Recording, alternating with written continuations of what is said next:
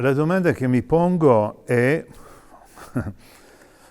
sono in grado di dare una risposta a ciò che provo, che sento e che mi giunge dal cuore, diciamo così?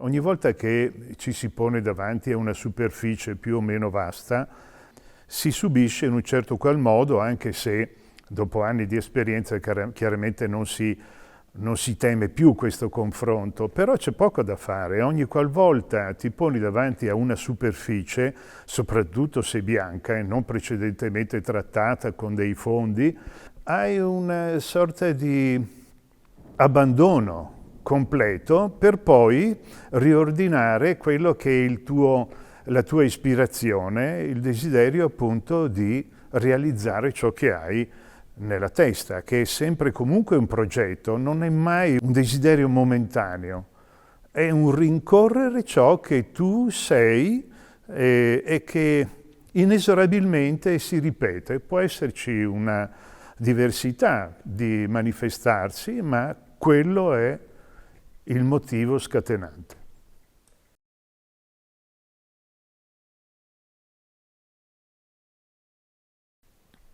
La parola che può racchiudere la ragione per cui faccio tutto questo, anche se può sembrare strano, è perché io cerco me stesso, cerco la realizzazione di me stesso, cerco di conoscere quindi me stesso, perché solo attraverso la conoscenza potrò realizzare, spero, me stesso. Ma c'è un altro elemento che è determinante, sono gli altri. Praticamente tutto ciò che noi facciamo assume un significato più o meno importante solo se confrontato con gli altri, perché altrimenti perde ogni significato.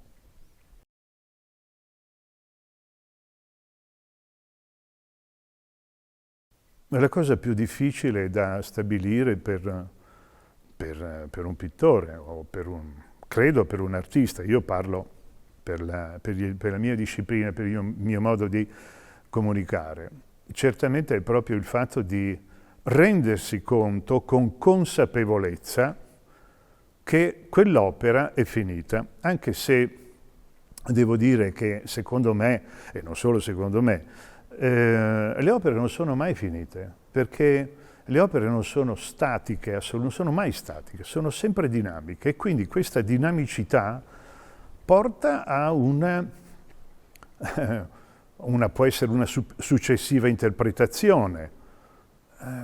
Non è facile sapere e per sapere, per conoscere quando un'opera può essere definita terminata, completata, devi fare il percorso che non esclude ciò che sei. Quindi se ti conosci allora puoi determinare, ma se stai cercando te stesso, come fai a sapere che quell'opera è finita? È come se fosse finito, fossi finito tu, come se non ci fosse più motivo di esistere.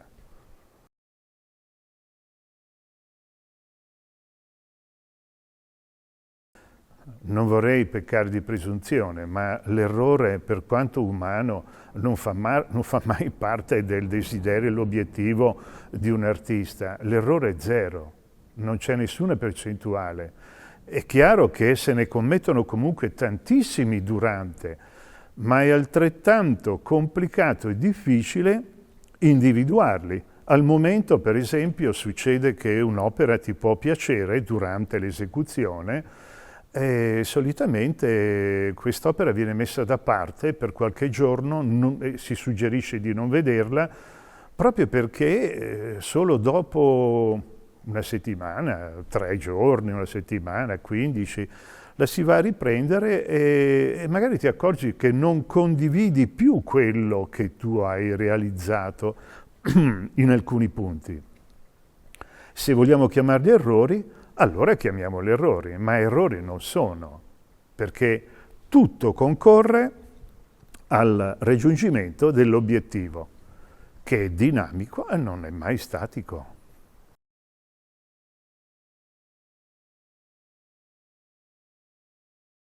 Tutto quello che faccio nasce sostanzialmente, come dicevo prima, dal desiderio di comunicare.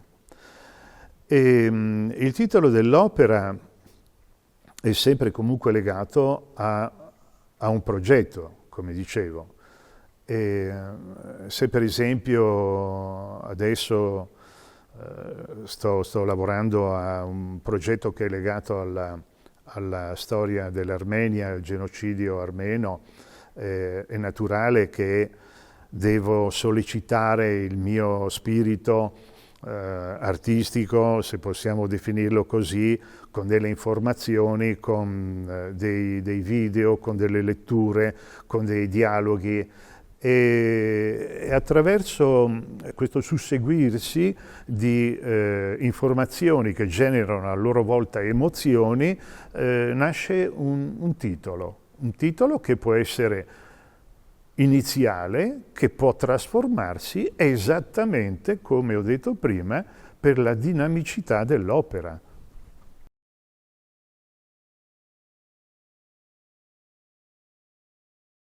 Cisone di Valmerino, per dare una descrizione, è stata una sensazione di equilibrio, nel senso che non ho visto nessuna linea che violentava ciò che esisteva da prima, compreso anche le costruzioni stesse.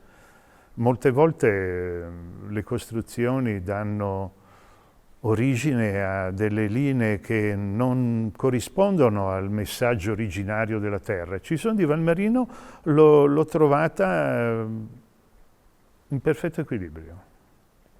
Io ho già rappresentato qualche volta nei miei schizzi, non in opere più complesse, in schizzi, veloci acquerelli, alcuni paesaggi di Cisone, proprio perché da anni assieme a mia moglie Tiziana lo frequentiamo perché ci piace e quindi è motivo di desiderio di rappresentarlo.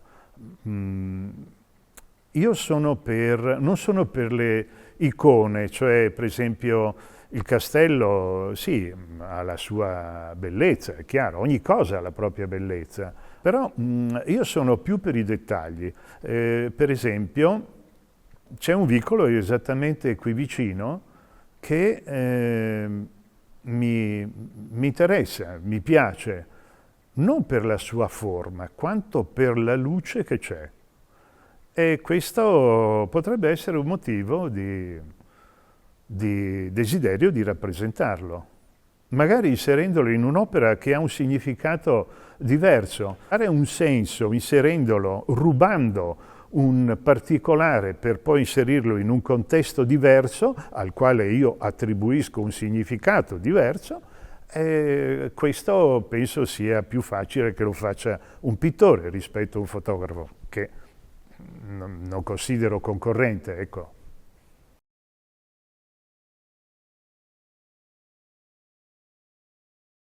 È molto complicato definire l'arte, però l'arte è il mezzo, per alcuni, di comunicare appunto il desiderio imperante di comunicare ciò che hai dentro. E poi per gli altri è quello di porre attenzione se ritengono interessante, necessario o indispensabile.